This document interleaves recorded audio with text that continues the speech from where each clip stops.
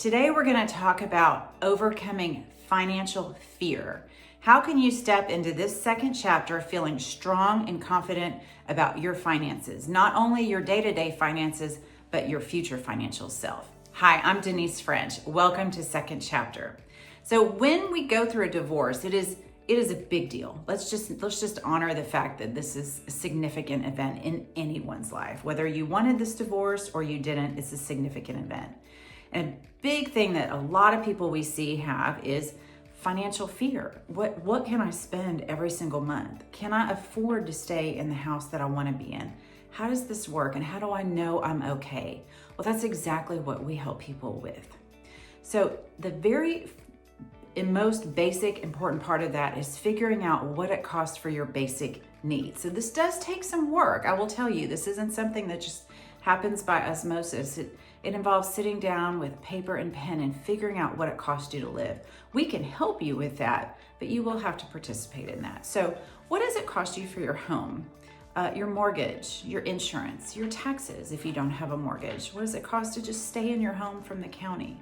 What does it cost for your electricity, your water, your gas, your heating?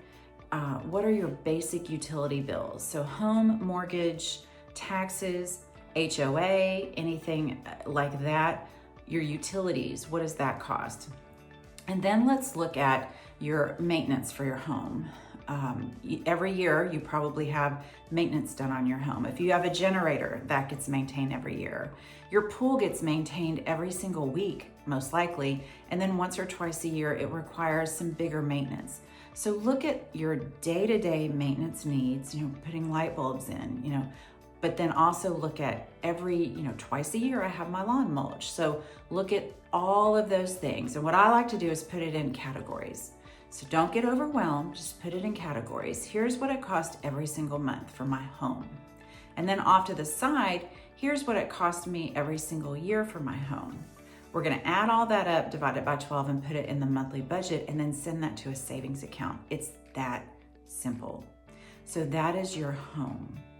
So, and what we like to do on the home expenses is all that stuff that you do once or twice a year, we account for that, but we put money away every single month if you have an income coming in regularly, or we set aside a savings account for that if you have a chunk of money that you just received from your divorce. And that gets taken care of, it's just not part of our day-to-day bills. So there's still a place for that, and we take it out of our savings account twice a year or 3 times a year whenever we need it. So that's your home. Your vehicle, similar situation. Do you have a note on your vehicle? What is it? Do you have a lease? What is that lease? What does it cost you to keep your car maintained? How much, a couple $100 a month for gas? Car washes. Add all of those things up on a monthly basis and put that in your spreadsheet or on your pad of paper. So home, vehicle, and then the third is health insurance. So those are all 3 things we all need. Do you go to the chiropractor? Put the gym memberships on here. Do you get massages? That's part of healthy living. All of those things go on here. How much, we all spend, once a year to get all of our well woman things done. It's either free or it's $20 to $30, depending on your insurance, maybe $50. So add that into the annual bucket, like you did the home, add all of those annual visits up. What is your copay for those? That gets put into a savings account for you to use once a year when you need it. But your monthly, do you have prescriptions, contact lenses, glasses, that kind of thing. So add up all of your medical bills and then your cell phone, which you need. So those are your basic three things. I include cell phone in your home expense because everybody has a cell phone. So those 3 big areas. Then see what that number is, okay? If it cost me, to keep the math simple, $3,000 a month for all of that, and I have $5,000 a month coming in, okay, I have $2,000 extra. That's where all of the groceries and the eating out and the travel and if you don't have a savings account or investments account, saving for a rainy day, all of those things come into play after we figured out what your basic needs are. So if you will take the time and the painfulness to go through this exercise, it will give you a tremendous amount of peace of mind. And we do this on a regular basis with our clients. And as we're approaching the end of the year and beginning next year, it is once again cash flow planning season at our shop with our clients. The second thing to do when going from single to married to single with freedom is just to understand this is a significant event and it is quite a lot to handle. So just give yourself some space to breathe. It's taking all of the accounts that you were awarded. That's the other big thing you have to do, and get them put in your name so you have control.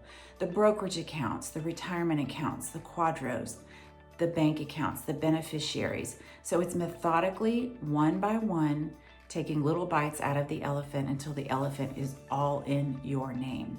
That is something else that we also help people with on a regular basis. So make sure to go through your mediation agreement or your divorce decree and make sure that every single thing you were awarded is in fact in your name. Even those quadros that are done on future monies like pension plans, all of that needs to be put into your name today, so in the future when you need it, it's there for you. And then the last thing is put your money to work for you. That's what a good investment advisor does. If you were awarded a lump of money in a retirement account and you're near retirement age, we need to make sure that that money gets put to work for you. You now will receive an income from that money. It's like when you were working and you had a paycheck. Now it's a paycheck from your own money. That's the design for retirement. We take the money you saved the whole time you were working, or when you were married and he was working, if that was the case, and now we're going to use that money to give you an income stream for the rest of your life and hopefully have something to pass on to your heirs. There's a multitude of ways to provide income from those, and we'll talk about that in another video. For now, I hope this helps. You don't have to live in financial fear. You're stronger than you think. You've survived what you've survived in the divorce. You've made it through. You are okay. You are strong, and you are confident. If we can help you in any way, please click the link to schedule a chat with me. We'll be happy to get you moving in the right direction, feeling strong and confident about your second chapter. Take care.